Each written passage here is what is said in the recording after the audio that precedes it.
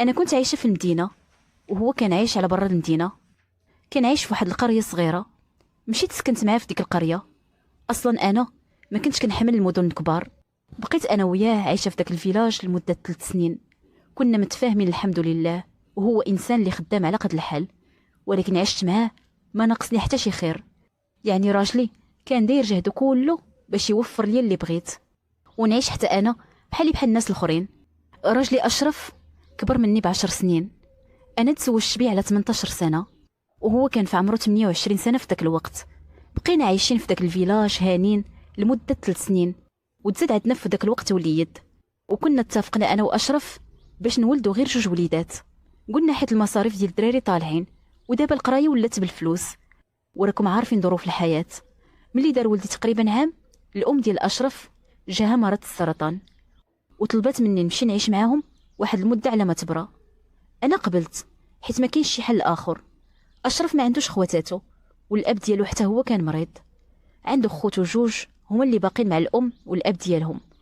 واحد لوسي كان في عمره 24 سنه، وواحد اخر كان في عمره 20 سنه. هادو اللي كانوا في الدار مع والديهم.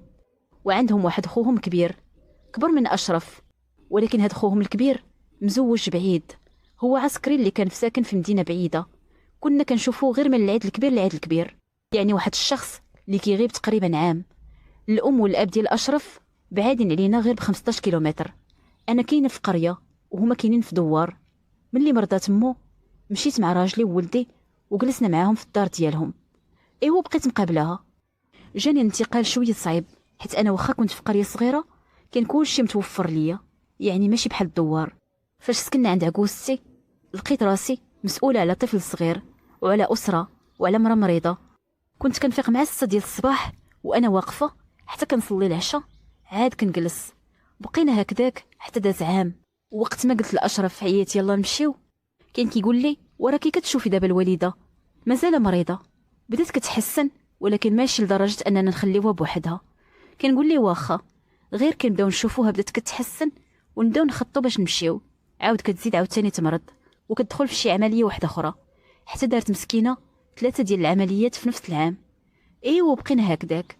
وقت ما قلنا غتحسن كيتزاد عليها الحال وكنرجعوا نجلسوا.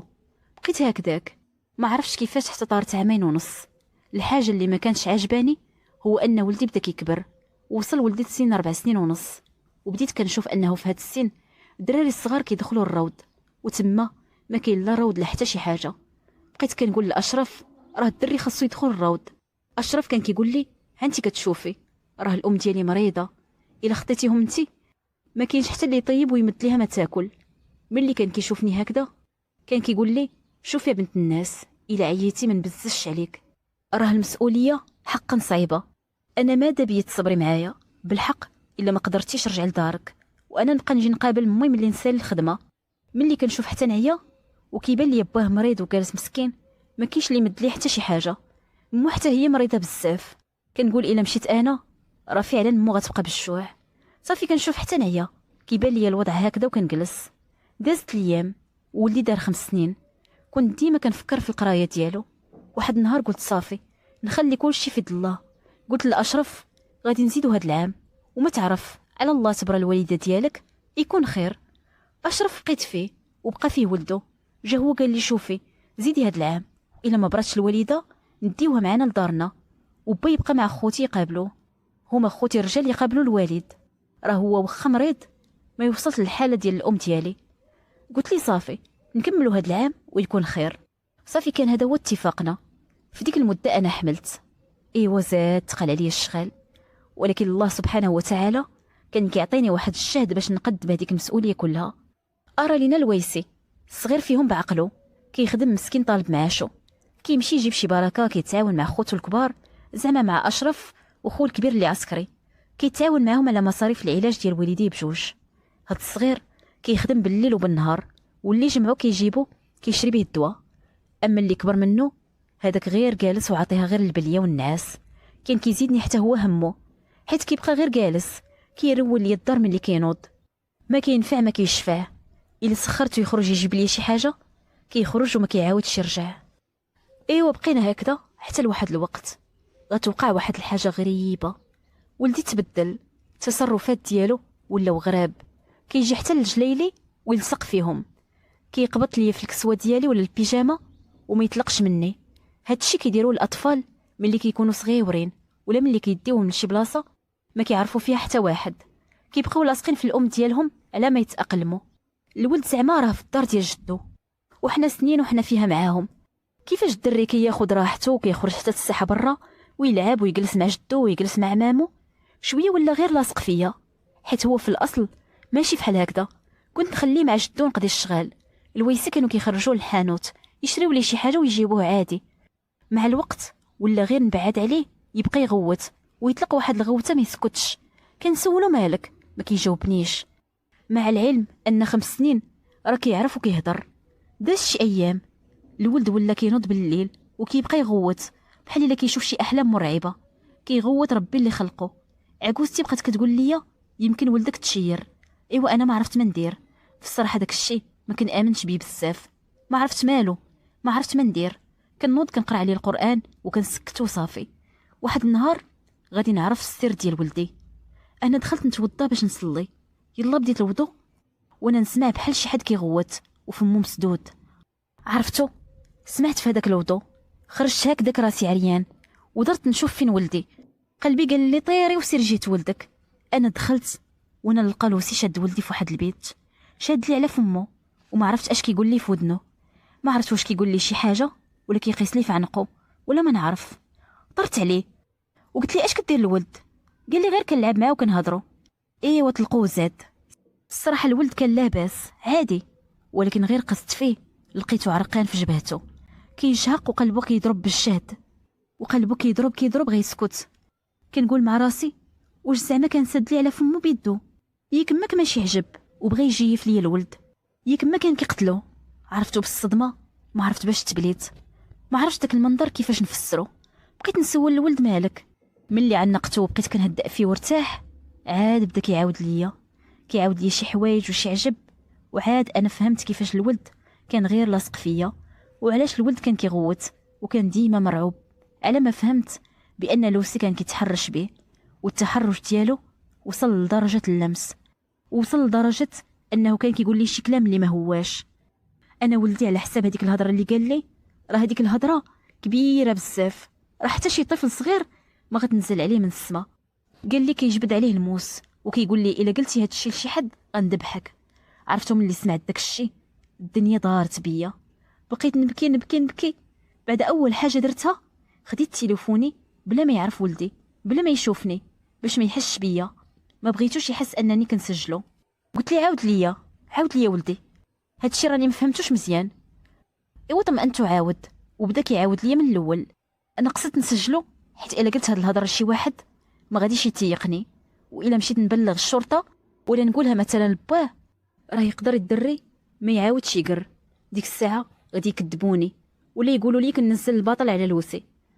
انا براسي كنت كنسمع ولدي كيقول داك الشيء وما مصدقاش، وشفت بعين الراجل مكتف الولد بيدي وما مصدقاش. كيفاش الناس يصدقوني؟ سجلت الولد وهزيت راسي ومشيت لدار ماما. عيط الراجل في الطريق، قلت لي ملي تخرج من الخدمه سير شوف والديك راهم بوحدهم، انا راني مشيت عند ماما. قال لي مالك؟ قلت لي ما ماليش، غير دابست انا وخوك. ما بغيت نقول ليه والو، بقيت كنفكر وكنقول راه يمشي يضربو ولا يفوت فيه شي دقه. المهم كذبت عليه يا ربي تسمح ليا ومشيت عند ماما. وصلت لدارنا وقلت لماما اش كاين، قلت ليها شرحي لبابا هاد الشيء باش يمشي معايا، راه بغيت نبلغ. قالت لي لا بنتي لا، دابا صافي اللي عطا الله عطاه، مادام ربي نجى لك الولد صافي بلا ما تكبري الموضوع. غادي تكبري الموضوع على والو وغادي تطلقي وانتي دابا راكي حامله. قلت ليها نطلق؟ وعلاش غادي نطلق؟ واش انا اللي درت الخطا ولا خو؟ قالت لي ايوا هاد الشيء يا بنتي راه كبير وكيشتت العائلات، لعني الشيطان. انا تصدمت في ماما، صافي انا بقيت مصدومه. كنقول كيفاش الواحد يدير الغلط وانا اللي نصبر، كيفاش لوسي يديرها قد راسو وانا اللي نسترو. الا دارها وسترتو دابا غادي يعاود يديرها مره اخرى. المهم ما عرفتش واش انا اللي غلطه ولا ماما. صافي انا ما ديتهاش فيها ومشيت لواحد السبيطار حدانا، عطيته للطبيب. قلبوا الطبيب حيت كنت غادي نحماق. قلت دابا باش نعرف ولدي شنو طراليه، باش نعرف واش تعرض لاغتصاب ولا لا. الطبيب ملي قلبو قال لي بانه ما كيبان ليه والو، ولكن الدري مصدوم. قال لي الدري عندك مصدوم نفسيا. باينه شاف شي حاجه اللي ماشي ديال السن ديالو، وباينه انه تركب فيه الخوف. عرفتو، مشيت للدار ما لقيت ما ندير، حرت ولغت صافي. قال لي واحد العقل سيري ديكلاري. ايوا مشيت ودرت ديك الشكايه، ومن بعد رجعت للدار. ملي رجعت للدار لقيت ماما كتسناني على احر من الجمر. فين كنتي يا المصيبه؟ قلت لها فين كنت وها فين كنت. قالت لي يا انار على المصيبه، درتي فضيحه، راه غادي تطلقي. قالت لي واش ما فكرتيش في المراه اللي كتموت؟ راه الا سمعت هاد الشي راه غادي تموت في البلاصه، غيقولوا لك انت اللي قتلتيها. انا تفاجأت بزاف من ردة فعل ماما. عرفتو، دخلت لواحد البيت وبقيت كنبكي غير بوحدي. عنقت ولدي وبقيت كنشهق. قلت مع راسي ماما اللي ولداتني وما حاسش بيا وما مساندانيش، كيفاش المجتمع يتقبل هاد الشي اللي درت؟ كنقول علاش ماما فكرت ليا وفكرت الراجلي وفكرت في امو اللي مريضه وفي الحمل ديالي، وما فكرتش في ولدي وحقه كطفل. الا انا ما وقفتش مع ولدي شكون غيوقف معاه؟ صدمت فيها، ولكن كنظن ان اغلب الناس في المجتمع عندهم نفس الفكره، حيت ملي عائلتي ساقوا الخبار عيالات عمامي داروا فيا كلهم. ايوا انتشر الموضوع في العائله ديالي كلها. راجلي بقى فيه الحال بزاف، مشى ضرب خوه ودابز معاه. انا ديك الساعات صافي طالع عليا الدم، ما بقيت كنفكر لا في راجلي ولا في خوه ولا في حتى شي واحد، كنت كنفكر غير في ولدي. من بعد راجلي كان غادي يحماق، ولكن ملي ضرب خوه فحال الا برد. ايوا جا لعندي، وفي الاول كان دابز معايا، ولكن من بعد قال لي سمحي ليا راك انتي ما غلطتيش. كان مصدوم مسكين، حتى انا عذرته، واخا خرج فيه داك الغل كله ودابز معايا، وقال لي شوهتيني، اش دك ديري هادشي بلا ما تشاوري. من بعد عاوتاني تندم مع الحال وجا اعتذر. المهم اش غادي نقول لكم، دازت ايام كحله، انا كنت غادي نتسدى، ما حلتي الصدمه اللي وقعت لي، ما حلتي خايفه لولدي لا يبقى عاقل على هادشي ويتعقد حياته كلها، ما حلتي لعائلتي كلهم داروا فيا، كل شي دار فيا. ولا قلت لكم شكون اللي ساندني غتعجبوا، راجلي. راجلي هو الوحيد اللي ساندني، مع العلم ان خوه هو مول المصيبه. قالوا لي عائلتي كبرتي الموضوع، وراه ماشي زعما ماشي اغتصاب. كنقول لهم وراه سبق لي وحيد لي حوايجو، وسبق لي ودار لي شي حوايج خايبين ووراه شي مسائل خايبه. قالوا لي زعما هادشي راه ماشي كبير، الناس راه كيتغتصبوا وما كيجيب لهم حد الخبار. انا بقيت مصدومه، كيقولوا لي الموضوع ماشي كبير على اساس انه صغير. من بعد بقوه ما شكوني في راسي مشيت نازلت على الشكايه، وقلت يمكن انا اللي حمقى وهما بعقلهم. ايوا سلمت امري لله. راجلي جداني لداري وجاب لي مو نقابلها، وشيخي بقى مع ولادو يقابلوه، ولكن قال لي راجلي بان خو غبر بات مصبح، هذاك خو مول المصيبه. من بعد دازت ليا مولت راجلي بصعوبه باش خرج من هذيك الصدمه. الصدمه كانت قويه عليه، ولكن عليا كانت اقوى. ايوا صافي بقيت انا في داري وبقات معايا عكوزتي. المهم نقولوا انها تحسنت شي شويه ومقابلاها، مره كتمرض ومره كتصح، وها حنا غاديين معاها بالعلاج حتى يسهل الله، الله يجيب ليها الشفاء. دابا وانا كنعاود لكم هاد القصه تقريبا دازت عام على هاد الواقعه.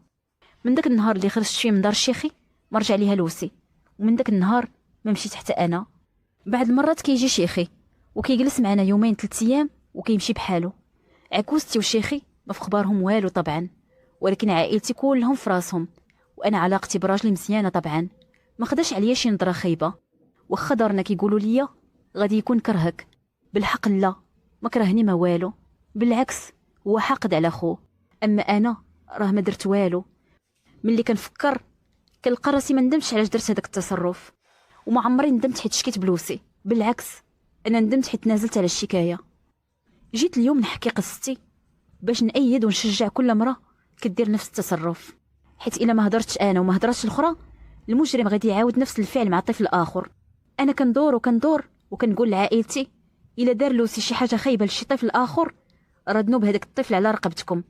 الا دار لوسي شي حاجه خايبه لشي طفل اخر راه ذنوب هذاك الطفل على رقبتكم.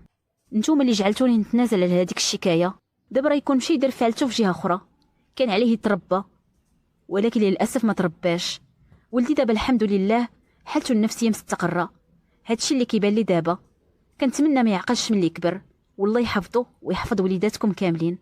حكيت قصتي للعبره باش نقول لكم ما تثقوش في الشخص اللي كيتعاطى المخدرات. انا هذا هو الخطا اللي درت، لا انا ولا راجلي كان علينا ننتبهوا كتر، حيت راه الشخص اللي تحت تاثير المخدرات يقدر يدير اي حاجه، واخا يكونوا ولادو راه يطمع فيهم.